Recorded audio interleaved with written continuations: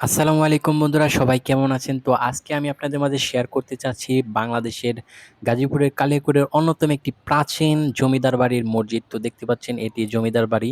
তো এটি কিন্তু অনেক আগেকার একটি জমিদার বাড়ি। তো এই জমিদার বাড়ির নাম হচ্ছে শ্রীপলতলী জমিদার বাড়ি। এই জমিদার বাড়িটির যে স্থাপনাটি আপনারা দেখতে পাচ্ছেন এখন, এটি কিন্তু অনেক পুরাতন হয়ে গেছে আর এটার ভিতরে কিন্তু এখন ঢুকতে দেয় না।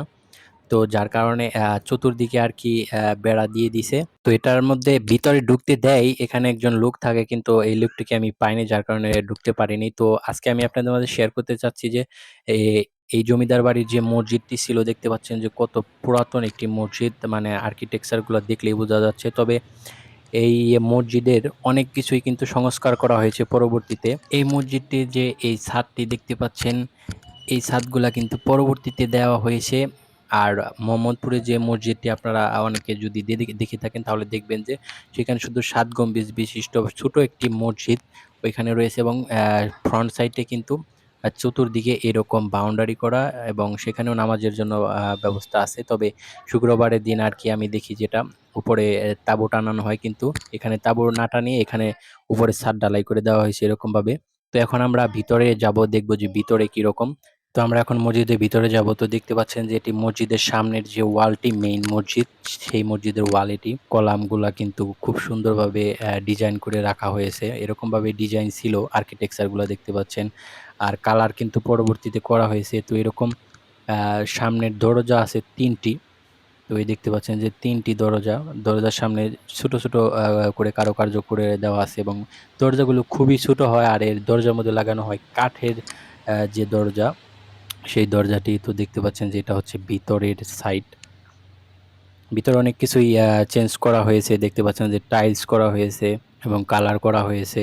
আর অরিজিনাল যে কালারটা ছিল, অরিজিনাল বিষয়টা আর এখন নাই, দেখলে বোঝা যায় না যায় এটা প্রাচীন মসজিদ। কিন্তু এটার যে ডিজাইনটা, আর্কিটেকচার, সেই ডিজাইন দেখলে আপনি বুঝতে পারবেন যে এটা পুরাতন।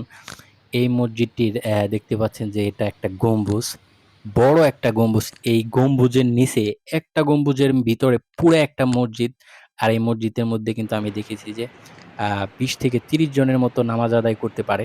তো এই মসজিদের ডিজাইন দেখলে আপনি বুঝতে পারবেন যে এই মসজিদটি কত পুরাতন।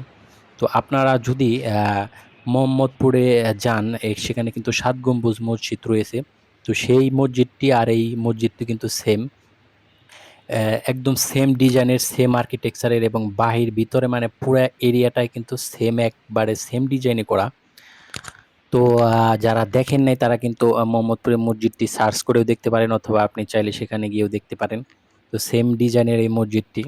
তো বংশ পরম্পরায় এখনকার কিন্তু এই জমিদারগুলো নেই। এখানে স্থানীয় যারা আছে তারা কিন্তু নামাজ আদায় করে এই মসজিদে। আর সবচাইতে বড় কথা হচ্ছে যে এই ধরনের মসজিদ আমি আমার লাইফে ২ টাই দেখছি। সেটা হচ্ছে এক মোহাম্মদপুরে আর এই কালিয়াকৈরের এইখানে।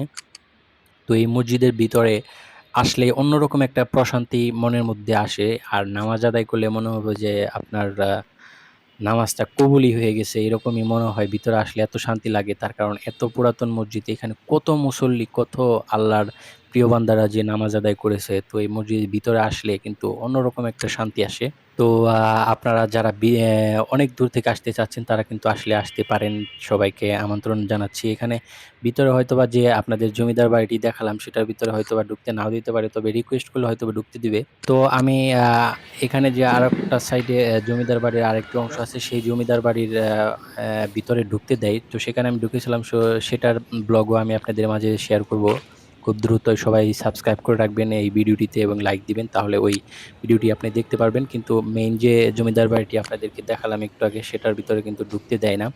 পরবর্তীতে যে চেষ্টা করে দেখব, যদি ঢুকতে দেয় তাহলে অবশ্যই আপনাদেরকে দেখাবো। তো বন্ধুরা, আজকে আর নয়। তো যদি ভিডিওটি ভালো লাগে অবশ্যই একটা সাবস্ক্রাইব করে দিবেন, এবং অবশ্যই ভিডিওটিতে একটা লাইক দিবেন।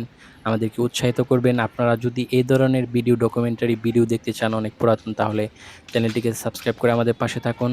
সবাইকে ধন্যবাদ। আসসালামু আলাইকুম।